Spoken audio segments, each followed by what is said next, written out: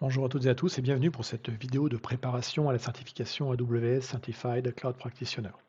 Alors cette certification est une certification de démarrage dans le monde, dans le cursus de l'ensemble des certifications AWS. C'est la première qu'on passe en général et c'est celle qui est la plus passée du côté AWS, simplement parce que c'est aussi la plus simple.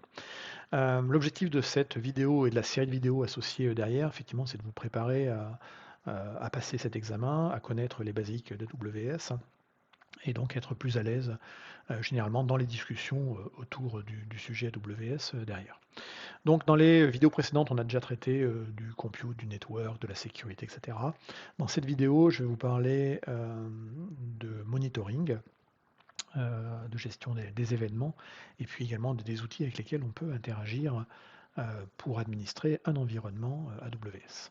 Alors on va commencer par la partie monitoring et analytique. Et donc, il y a quelques services à connaître hein, pour, en général, et donc pour la certification. Donc le premier, c'est le service qui s'appelle Amazon CloudWatch. Donc le CloudWatch, en fait, il va servir pour monitorer les ressources, les applications qui tournent dans AWS. Bon, au passage, ça peut également monitorer des services qui sont également dans d'autres fournisseurs de cloud. Désormais, effectivement, le cloud hybride devienne réalité. Mais l'idée, effectivement, est de collecter un ensemble de métriques et de données et de logs et de pouvoir les réafficher avec des outils de visualisation. Et donc globalement, CloudWatch est intégré de manière très fine avec au moins 70 services AWS pour vraiment avoir un monitoring qui soit vraiment très très simplifié derrière. Alors à partir effectivement du monitoring, vous en doutez bien que derrière le monitoring, on va déclencher des alertes et des opérations automatisées. Donc l'idée est de surveiller effectivement des métriques, principalement des métriques qui peuvent être très variées.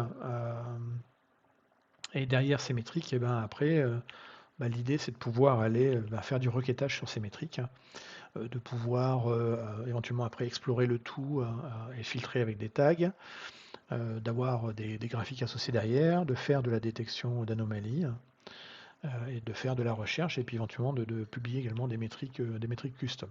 Donc CloudWatch, service pour la partie métrique, et donc quand on va avoir des métriques, généralement ce qu'on va faire, c'est qu'on va configurer des alertes pour dire quand il se passe quand on dépasse tel ou tel seuil, fais-moi telle notification ou telle action derrière.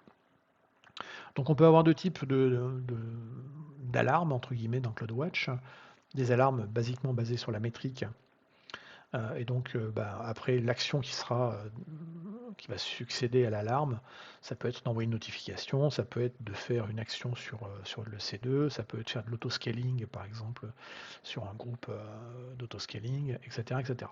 Et puis, on peut avoir également des composites alertes derrière qui vont effectivement inclure plusieurs éléments. On peut avoir différents états d'alerte, donc OK, alarme ou pas de données, voilà. Et puis après, il y a plein de configurations à faire derrière. Mais pour la certification du practitioner, il n'y a pas besoin d'aller plus dans le détail. Sachez que voilà, CloudWatch, on va travailler sur principalement de la métrique. Et donc on va effectivement sur la métrique déclencher des actions. Et bien entendu, on va avoir un dashboard derrière qui permettra de visualiser tout ça. Alors, je ne sais pas si j'ai une. On va pouvoir créer ses propres dashboards et puis donc voir ça donc, depuis la console et puis afficher le dashboard avec les métriques qui nous intéressent derrière. Deuxième service important, c'est CloudTrail. Donc CloudTrail, c'est vraiment de traquer l'usage de l'activité des utilisateurs et de l'activité des API sur AWS. Alors AWS et puis également des environnements hybrides, je l'ai déjà dit tout à l'heure, les fournisseurs de cloud aujourd'hui comme AWS ouvrent le spectre entre guillemets des possibles également vers d'autres. Donc l'ensemble du coup des enregistrements liés à l'activité des utilisateurs ou de l'usage des API va être stocké effectivement et à partir de là effectivement elle va être surveillée pour détecter effectivement des patterns inhabituels d'usage d'activité si on vous bombarde de certaines API ou peut-être le coup de faire quelque chose. Et puis après derrière l'idée c'est d'analyser effectivement tout ça dans la console CloudTrail et puis éventuellement d'analyser les logs après avec Amazon Antenna qui est un autre service. Donc, ça va loguer les actions. Donc, exemple, quelques exemples de logs CloudTrail. Bon, on va l'en voir ici. Donc par exemple sur EC2, voilà. Donc là, ça va vous montrer ici donc cet exemple de log on a un utilisateur d'IAM qui s'appelle Alice, qui a utilisé l'outil en ligne de commande, la CLI, on en parlera tout à l'heure, et qu'elle a appelé effectivement, elle a fait l'action de démarrer une instance sur une instance donnée qui est ce nom-là. Voilà. Donc là, globalement, avec CloudTrail, on a les traces de tout ce qui a pu se passer dans le système, qui a fait quoi et quand. Et donc c'est très important parce que la traçabilité fait partie des éléments nécessaires aussi pour assurer la sécurité derrière. Donc là on a d'autres exemples sur la partie IAM. Donc là par exemple ici on a le compte Alice qui a utilisé là encore l'outil en ligne de commande AWS et qui a créé un nouvel utilisateur qui s'appelait Bob. Voilà. Et donc là on a la trace effectivement de quelle identité a fait quoi. Donc là c'était Alice. Et quand elle a fait cette opération, quel est le type d'opération, sur quelle région ça a été fait, quelle était l'adresse IP source, etc., etc. Donc là, vous avez toutes les informations derrière. Donc CloudTrail, retenez, c'est le log, l'ensemble du log des actions. Et donc avec le CloudTrail Insight, eh bien, vous allez pouvoir également détecter des patterns anormaux d'utilisation des API sur votre compte AWS, ce qui est très très important à avoir. Donc en gros, ça va vous aider à identifier les activités non normales, entre guillemets, dans votre environnement. Donc si on résume, CloudWatch, métrique, alarme, dashboard, CloudTrack, usage, log, API et détection des patterns d'anomalies. Un autre service à connaître est l'AWS Trusted Advisor. Et l'AWS Trusted Advisor porte bien son nom, il est là pour vous aider, vous devez lui faire confiance. Et en gros, c'est un service qui va analyser sous différents prismes, entre guillemets, vos ressources dans votre compte AWS pour vous aider à optimiser les coûts, à améliorer les performances et également la sécurité. Donc c'est un conseiller, on le suit ou on ne le suit pas, mais il est là et il existe. Et donc il inspecte votre environnement et va vous donner donc, des recommandations quasi en temps réel. Recommandations qui sont alignées avec les best practices d'AWS. Alors, le AWS Inspector, ça c'est un point important à retenir pour la certification. Le Trusted Advisor va vous faire un ensemble de recommandations. Certaines recommandations dépendront du niveau de support que vous aurez payé. Donc j'encourage à voir la vidéo où je vais parler de ces points-là sur le pricing et le support. Mais globalement, à retenir, c'est qu'il faut plutôt être sur un support business ou entreprise pour avoir l'ensemble des recommandations. Si on est sur un support basique, enfin sur un compte basique ou développeur, le niveau de conseil sera moins élevé. Et donc le Trust Advisor va se présenter sous cette forme-là dans la console AWS.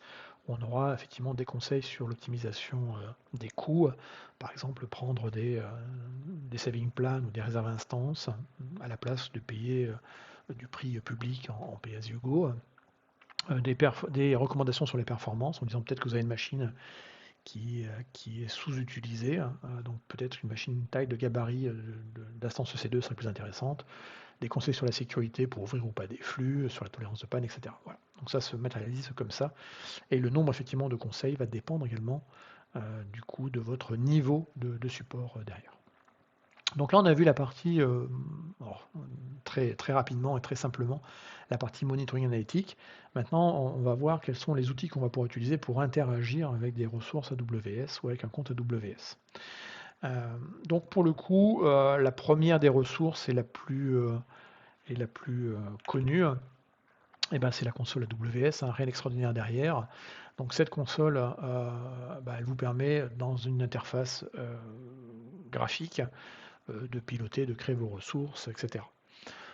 Généralement, souvent, ce qui est dans la console n'est pas l'ensemble des options disponibles pour l'ensemble des services. Il peut y avoir des options un peu plus fines qu'on ne pourra avoir qu'avec la ligne de commande, la CLI. Et généralement, on passe très rapidement à la CLI pour faire des opérations soit industrialisées parce qu'on va faire des scripts. Donc, si on vous parle de scripts et d'automatisation, effectivement, la réponse c'est que c'est la WS CLI. Et donc ça permet effectivement souvent également de tester de nouvelles fonctionnalités qui ne sont pas forcément toujours dans le portail graphique. Donc cette console, on peut la retrouver dans le shell. Et donc vous pouvez l'installer en multi-OS et puis ensuite vous avez des commandes derrière qui vont permettre d'interagir avec tel ou tel service. Là ici par exemple, on démarre une instance EC2 et on précise l'ID de l'instance. Là encore, les lignes de commande peuvent être plus ou moins grandes en fonction des paramètres qu'on va faire passer et en fonction des options qu'on veut configurer. Euh, Quoi qu'il en soit, de toute façon, la WSCLI va utiliser derrière les API directs, les API d'AWS, hein, donc qui sont des API REST. Hein. Et donc on peut également, ces API, les attaquer en utilisant les SDK fournis avec les différents langages. Donc faites une recherche simplement sur AWS SDK et vous verrez AWS SDK. Voilà. Et ensuite, eh bien, vous aurez différents SDK disponibles. Donc là, il y a le JavaScript par exemple, mais il doit y en avoir probablement d'autres. Et qui vont vous permettre effectivement de développer vos applications qui elles-mêmes vont aller attaquer après les API d'AWS. Il existe plein d'éditeurs tierce partie qui vont piloter des choses dans AWS. Ils le font généralement en utilisant les API ou le SDK. Et puis après, dans les outils managés qu'il faut connaître, on a l'AWS Elastic Beanstalk qui permet en gros de déployer automatiquement, vous donner du code et la configuration désirée avec le paramétrage, et il va vous faire le déploiement automatiquement dans une instance EC2. Donc ça c'est un moyen de déployer rapidement de manière automatique dans AWS. L'autre solution également qui est pas mal utilisée, c'est l'AWS CloudFormation, qui est en fait un langage d'infrastructure as code. Et donc là, l'idée, c'est de provisionner, d'accélérer les déploiements en basant tout sur du code et puis après en automatisant généralement avec des pipelines. Mais en gros, vous définissez l'état souhaité d'Iséré, donc les ressources que vous voulez avoir et comment elles seront. Et puis ensuite, vous l'uploadez dans un bucket S3 et ensuite utilisez CloudFormation pour déployer tout ça. Donc c'est du langage, c'est de l'automatisation. Pour ceux qui connaissent le monde Terraform, c'est l'implémentation, on va dire, spécifique AWS, hein, d'un langage d'infrastructure as code comme Terraform. Voilà. Donc c'est de l'infra as code. On peut écrire le code de deux façons. On peut l'écrire en JSON ou en YAML. Ça dépend des appétences de chacun. Donc là, vous avez par exemple ici un exemple de template qui est en JSON, mais si vous préférez le YAML, qui a un petit peu moins d'accolade et un peu plus d'indentation, eh bien vous pouvez le faire également, les deux sont possibles. Eh bien on vient de terminer cette vidéo qui était consacrée donc, au monitoring et donc à l'interaction avec AWS avec les différents outils. Je vous remercie d'avoir suivi, n'hésitez pas à regarder les autres vidéos de la playlist et à bientôt.